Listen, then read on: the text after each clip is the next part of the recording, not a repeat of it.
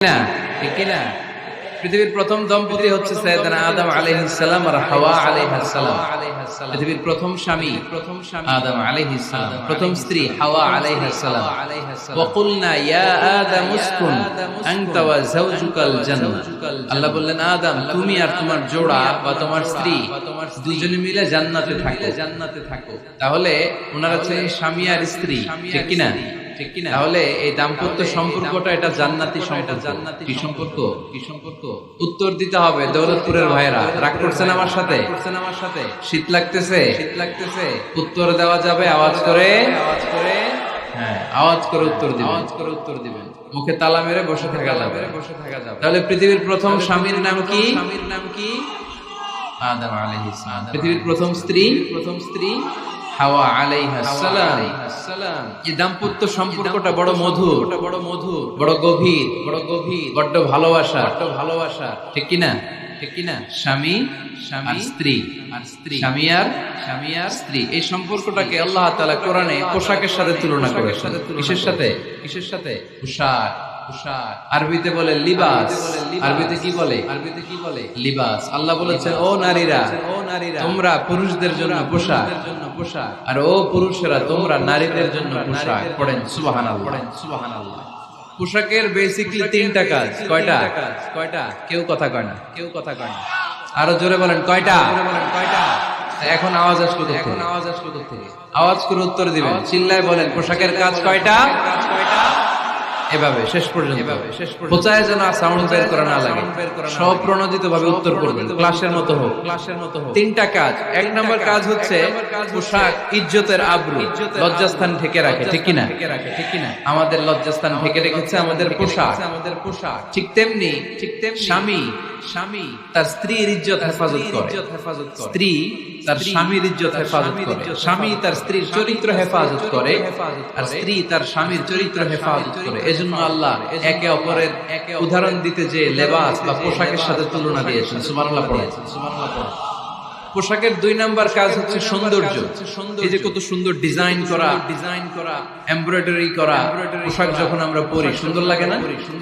তেমনি পুরুষের চোখে নারী সুন্দর, নারীর চোখে পুরুষ সুন্দর, স্বামীর চোখে স্ত্রী সুন্দর, স্ত্রীর চোখে স্বামী সুন্দর। সুবহানাল্লাহ পড়েন। পোশাকের তিন নাম্বার কাজ হচ্ছে কমফোর্ট, আরাম দেয়া, প্রশান্তি দেয়া। শীতকালে এই যে আমরা ব্লেজার পরেছি, জ্যাকেট পরেছি, অনেকে চাদর গায়ে দিয়েছেন, কেউ মাথায় রুমাল দিয়েছেন, কেউ গলায় মাফলার দিয়েছেন। একটা উষ্ণ আরাম আছে না নাই?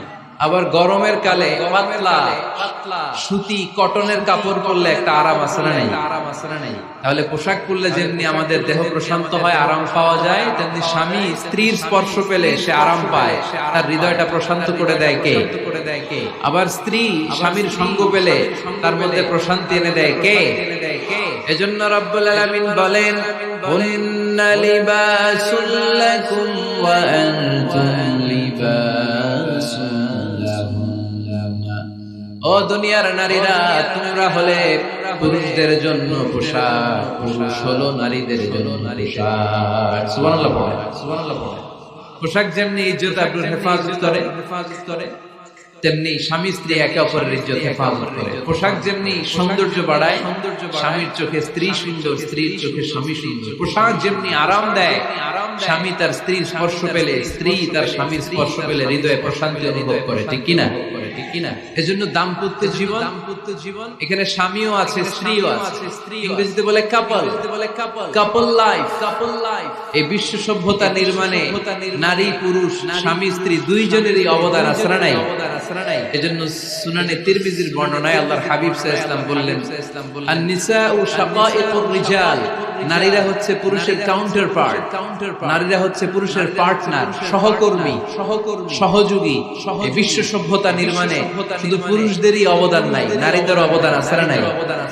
এজন্য কাজী নজরুল ইসলাম অসাধারণ লিখেছে, এ বিশ্বে যা কিছু মহান, চির কল্যাণকর, অর্ধেক তার করিয়াছে নারী, অর্ধেক তার নর। তার মানে নর নারী, স্বামী স্ত্রী দুইজনেরই অবদান এই মানব সভ্যতায় আছে না নাই? এই সম্পর্কটাকে আল্লাহ লেবাসের সাথে তুলনা করলেন, মেটাফরিক্যালি রূপক ভাবে আল্লাহ পোশাকের সাথে তুলনা করলেন। পোশাক যেমনি গায়ের সাথে লেগে থাকে, পোশাক যেমনি চামড়ার সাথে মিশে থাকে, স্বামী স্ত্রীর সম্পর্কটাও এরকম একাকার, মিলেমিশে, ভালোবেসে একাকার। স্বামী স্ত্রীর রিলেশনশিপ সম্পর্কটা অনেকটা হাত আর চোখের মতো। হাত ব্যথা পেলে চোখ দিয়ে পানি ঝরে, আবার চোখ দিয়ে পানি ঝরলে হাত সেই পানি মুছে দেয়। ঠিক কিনা? ঠিক কিনা? তাহলে সম্পর্কটা কেমন যেন হাত আর চোখের মতো। হাত কেটে গেলে পানি পড়ে কোন দিক দিয়ে? চোখ দিয়ে পানি ঝরে। আবার চোখ দিয়ে পানি ঝরলে চোখের পানি মোছার জন্য হাতের দরকার আছে না নাই? তাহলে একেবারে মিলেমিশে একাকার সুখী দাম্পত্য জীবন। স্বামী স্ত্রী এই জান্নাতি সম্পর্কটাকে কিভাবে উপভোগ করবে, কিভাবে একে অপরের সাথে ডিলিংস করবে, আচরণ করবে, এ ব্যাপারে কোরআন এবং সুন্নাহয় আমাদের জন্য গাইডলাইন দেয়া আছে না নাই? আমরা গাইডলাইন নিব কোরআন থেকে। কোত্থেকে? কোরআন থেকে আর সুন্নাহ থেকে। কারণ এই কোরআন আর সুন্নাহ আমাদেরকে সঠিক জীবন দর্শন শিখায়, কিভাবে এই পৃথিবীতে চলবে, পৃথিবীতেও সুখ, আবার আখিরাতেও সুখ, এর সব দিক নির্দেশনা কোরআনে আছে না নাই? তাহলে এই যে স্বামী স্ত্রীর দাম্পত্য জীবন, এক্ষেত্রে প্রত্যেককে আল্লাহ তাআলা কিছু দায়িত্ব দিয়েছে।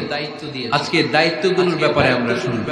স্ব স্থানে থেকে প্রত্যেকেই, স্বামী যদি স্বামীর দায়িত্ব পালন করে, স্ত্রী যদি স্ত্রীর দায়িত্বটুকু পালন করে, তাহলে দাম্পত্য জীবনটাকে জান্নাতি দাম্পত্য সুখ দিয়ে ভরে দিবে কে? আল্লাহ। আমাদের প্রত্যেকের দাম্পত্য জীবন সুখী হোক, সমৃদ্ধ হোক। আমরা চাই কি চাই না?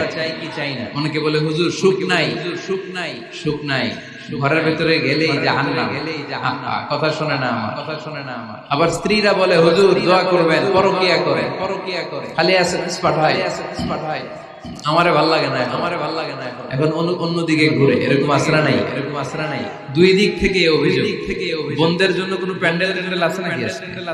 হ্যাঁ, দিনের বেলা সমাবেশ হয়ে গেছে, মাইকের সাউন্ড নিশ্চয়ই। এই এদিকে উঠছে কে? টান দেন এদেরকে ধরে, টানেন, টাইনা বসান, টান দেন, হুজুরে ধরেন, ধরতে পারেন নাই হুজুরে? ধরছেন? হ্যাঁ, টান দেন। এই তো টাইনা বসান। এদিকে তাকান, এদিকে হয়েছে। হ্যাঁ, বসাই দিচ্ছে। এইভাবে চলবে, একেবারে শেষ করবে। উঠলে খবর আছে। শুরুতে সুযোগ দিয়েছি, সুযোগ নেন নাই। তো আমরা প্রথমে স্বামীর দায়িত্ব শুনবো। দাম্পত্য জীবনে স্বামীকে আল্লাহ তাআলা কি দায়িত্ব দিয়েছে, তারপর স্ত্রীকে আল্লাহ তাআলা কি দায়িত্ব দিয়েছে, এবং দুইজনের আবার কালেকটিভ সম্মিলিত কিছু দায়িত্ব আছে। এগুলো আমরা শুনবো। শুনতে রাজি আছেন তো? কষ্ট হচ্ছে আপনাদের? এই বাম দিকটা আমাকে কষ্ট দিয়েই যাচ্ছে, খালি আওয়াজ, খালি কথা। একটু থামছে, আবার শুরু। কেন? আমার দিকে তাকান। আরেকজনকে থামতে বলছে কি আপনারা? এই থামো, এগুলো বলেন কেন? আপনি থামেন। তাহলে তো হয়ে গেল। হ্যাঁ, আবার আমার সাথে কথা। আপনি চুপ। তো প্রথমে আমরা সম্মিলিত দায়িত্বের কথা শুনবো। সম্মিলিত ভাবে আল্লাহ স্বামী স্ত্রী দুইজনকেই কিছু দায়িত্ব দিয়েছে, যে দায়িত্বটা দুইজনের উপরই বর্তায়। এরপরে শুনবো স্বামীকে আল্লাহ কিছু দায়িত্ব দিয়েছে, এরপরে স্ত্রীকে কিছু দায়িত্ব দিয়েছে। আল্লাহর কসম, এই দায়িত্বগুলো যদি স্বামী স্ত্রী সম্মিলিত ভাবে পালন করে, এক একটা ঘরকে আল্লাহ জান্নাতি পরিবার বানায় দিবে, সুখী সমৃদ্ধ জান্নাতি দম্পতি বানায় দিবে। এরকম দাম্পত্য জীবন, সুখময় দাম্পত্য জীবন আমাদের হোক। আমরা চাই কি চাই না? চাই। তাহলে আমরা প্রথমে আলাদা আলাদা দায়িত্ব শোনার আগে সম্মিলিত বা কালেকটিভ রেসপন্সিবিলিটি কি আছে, এই সম্মিলিত দায়িত্বগুলো শুনুন। স্বামী স্ত্রীর দুইজনের কাঁধেই বর্তায়। এরকম প্রথম দায়িত্ব হচ্ছে স্যাক্রিফাইস। দাম্পত্য জীবনের আসল খেলাটা হচ্ছে স্যাক্রিফাইসের খেলা। কিসের খেলা? স্যাক্রিফাইস। এটা লাগবে। আমার বোনেরা অথবা যুবতী বোনেরা অথবা রিসেন্টলি বিয়ে হয়েছে এরকম বোনেরা, আজকে তো এক ভাই এসে দোয়া চাইল, হুজুর 3 দিন আগে বিয়ে হয়েছে আমার, একটু দোয়া করে দেন। তারপর যুবক ছেলেরা, তোমরা যারা বিয়ে করোনি, করবা, খেয়াল করে শোনো, এগুলো কাজে লাগবে। স্যাক্রিফাইসটা খুব জরুরি। স্যাক্রিফাইস ইজ দ্য কি of a successful happy couple life. একটা সুখী দাম্পত্য জীবনের আসল চাবি হচ্ছে স্যাক্রিফাইস। আওয়াজ করে বলতে হবে, চাবিটার নাম কি? স্যাক্রিফাইস করতে হবে, একটু মানিয়ে নেয়া, একে অপরকে বোঝা, একটু ভালোবাসা, একটু মানিয়ে চলা, এটার নাম হচ্ছে স্যাক্রিফাইস। একে অপরকে বোঝার চেষ্টা করা, একটু মানিয়ে চলার চেষ্টা করা, একটু ভালো লাগা, একটু ভালোবাসা, সুখ দুঃখ ভাগাভাগি করে মিলেমিশে একাকার হয়ে যাওয়া, এটার নামই দাম্পত্য জীবন। ঠিক কিনা? ঠিক কিনা? এটার নামই দাম্পত্য জীবন। মিলেমিশে একাকার হয়ে যেত, স্যাক্রিফাইসের মানসিকতা অর্জন করতে হবে। একে অপরের দোষ ধরলে চলবে না, কারণ no one is perfect in this life. আপনি যে আপনার বউয়ের দোষ ধরতেছেন, আপনার দোষ নাই, কথা বলেন না কেন? আপনারও দোষ আছে না নাই? তো লিস্ট দুই ভাবে করা যায়, একটা হচ্ছে দোষের লিস্ট, আর একটা হচ্ছে গুণের লিস্ট। দোষের লিস্ট বাদ দিয়ে আপনার স্ত্রীর মধ্যে আল্লাহ তাআলা কি কি গুণ দিয়েছে, এই গুণগুলোর লিস্ট করুন, দোষের লিস্ট নয়। দাম্পত্য জীবনটাই এমন, কখনো ঝগড়া, কখনো হাসাহাসি, কখনো মেঘ, কখনো বৃষ্টি, আছে না নাই? হয় না এরকম? আপস এন্ড ডাউনস, মাঝে মাঝে একটু ঝগড়া, মাঝে মাঝে আবার ভালোবাসা, আবার খুনসুটি, এগুলো মিলেমিশে একাকার করে স্যাক্রিফাইস দিয়ে একে অপরকে জয় করে নিতে হয়। কারণ no one is perfect in this world. এই পৃথিবীতে কেউই পারফেক্ট না। আপনি আপনার বউয়ের দোষ খুঁজলে আপনারও দোষ আছে না নাই?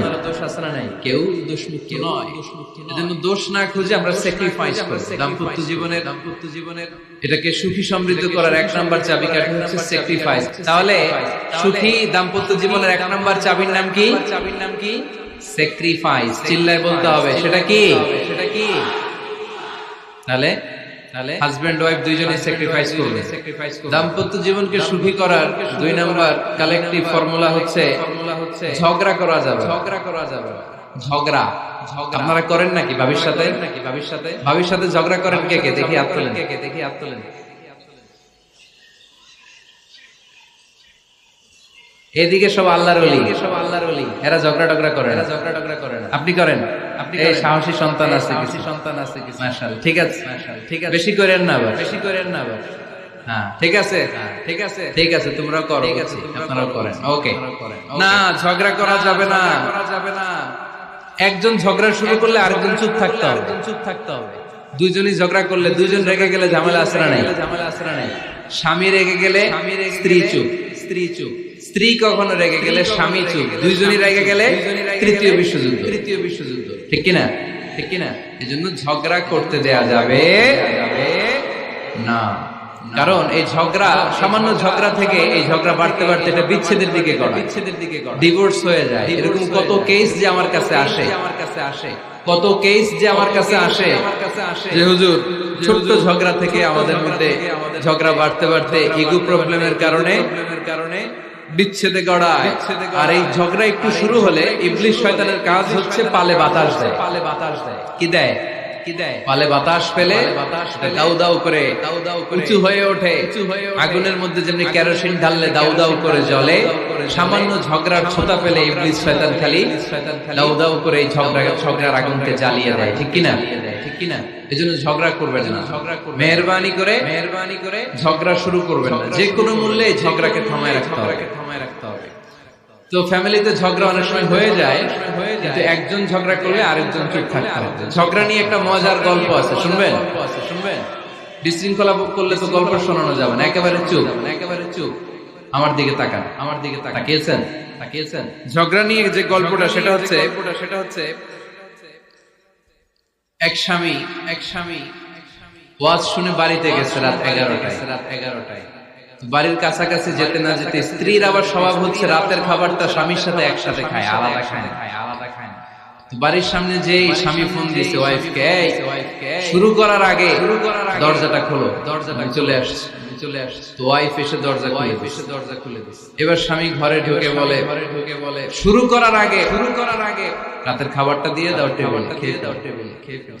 স্ত্রী বেচারি ডাইনিং টেবিলে খাবার দিয়েছে। হাজবেন্ড বেচারা ওয়াশরুম থেকে ফ্রেশ হয়ে ডাইনিং টেবিলে বসেছে, স্ত্রীও বসেছে। তো খুব বড্ড গরম। হাজবেন্ড বলে শুরু করার আগে ফ্যানটা ছাড়। এইবার তো স্ত্রী বেচারি রেগে মেগা আগুন। কি আসার পর থেকে শুরু করার আগে কি শুরু করার আগে? হাজবেন্ড বলে এই তো শুরু হয়ে গেল। মানে কি? মানে কি? ঝগড়া। মানে কি? মানে কি? ঝগড়া। ঝগড়া। প্রিয় ভাইয়েরা, প্রিয় ভাইয়েরা, ঝগড়া করবেন না, ঝগড়া করবেন না। স্বামী রেগে গেলে, স্বামী রেগে গেলে স্ত্রী চুপ থাকবেন, স্ত্রী চুপ থাকবেন। স্ত্রী রেগে গেলে, স্বামী চুপ থাকবেন। কারণ সহিহ মুসলিমে এসেছে, ইন্না ইবলিসা ইয়াদাউ আরশাহু আলাল মা। ইবলিস শয়তান তার সিংহাসন গেড়েছে সাগরের উপর। কোথায়? কোথায়? ইবলিসের সিংহাসন কোথায়? সিংহাসন কোথায়? সাগরের উপর। সুম্মা ইয়াবআসু সারায়াহু, সে প্রতিদিন সকালবেলা তার সাঙ্গপাঙ্গরে গোটা পৃথিবীতে পাঠায়, যা পৃথিবীতে ফাসাদ সৃষ্টি কর, ফাসাদ সৃষ্টি কর, ফাসাদ সৃষ্টি কর। ইবলিস যখন সাঙ্গপাঙ্গদেরকে গোটা পৃথিবীতে ছড়িয়ে দেয়, সারাদিন ধোঁকা দেওয়ার পরে, ওয়াসওয়াসা দেওয়ার পরে, রাত্রিবেলা ইবলিসের কাছে ফিরে আসে, এসে বলে, ও ইবলিস, আমি আজকে আল্লাহর বান্দাদেরকে দিয়ে মিথ্যা কথা বলিয়েছি। ইবলিস বলে, এটা তো কোনো ব্যাপারই না, এগুলাই তো তোদের কাজ, তোদের কাজ। আরেক শয়তান বলে, আমি ওজনে কম দিয়েছি একজনের মাধ্যমে বাজারে। ইবলিস বলে, এটাও তেমন বড় কোনো কাজ নয়। আরেকজন বলে, আমি সুদের ডিলিংস করিয়েছি। ইবলিস বলে, এটাও কোনো কাজ নয়। আরেক শয়তান বলে, আমি মদের আড্ডাখানায় নিয়ে মসজিদে যেতে নিয়েছিল, সেখান থেকে সরিয়ে মদের আড্ডাখানায় আল্লাহর বান্দাদেরকে নিয়েছি। ইবলিস বলে, এটাও তেমন বড় কোনো কাজ নয়। আরেক শয়তান এসে বলে, মা তারাকতুহু হাত্তা ফাররাকতু বাইনাহু ওয়া বাইনা ইমরাআতিহি, আমি এক আল্লাহর বান্দার সাথে বান্দির ঝগড়া লাগিয়ে, ঝগড়া করাতে করাতে তালাক পর্যন্ত নিয়ে গিয়েছি। মা তারাকতুহু হাত্তা ফাররাকতু বাইনাহু ওয়া বাইনা ইমরাআতিহি, আমি এক ঈমানদার পরিবারকে ধ্বংসের শেষ প্রান্তে নিয়ে গিয়েছি। সামান্য ঝগড়ার পরে আমি ওয়াসওয়াসা দিতে দিতে ঝগড়া বাড়াতে বাড়াতে তালাক পর্যন্ত নিয়েছি। ইবলিস বলে, শাবাশ, তুই তো কাজের মতো কাজ করেছিস, আমার কাছে আয়, আমার কাঁধে ওঠ। ইবলিস তখন ওই শয়তানকে কাঁধে নিয়ে নাচতে শুরু করে। নাউজুবিল্লাহ পড়বেন না? নাউজুবিল্লাহ পড়বেন না? এজন্য ঈমানদারদের সংসার ভেঙে খান খান হোক, এটা হলে ইবলিস খুশি। আর ঈমানদারের পরিবার টিকে থাকলে আমার আল্লাহ খুশি, আমার আল্লাহ খুশি।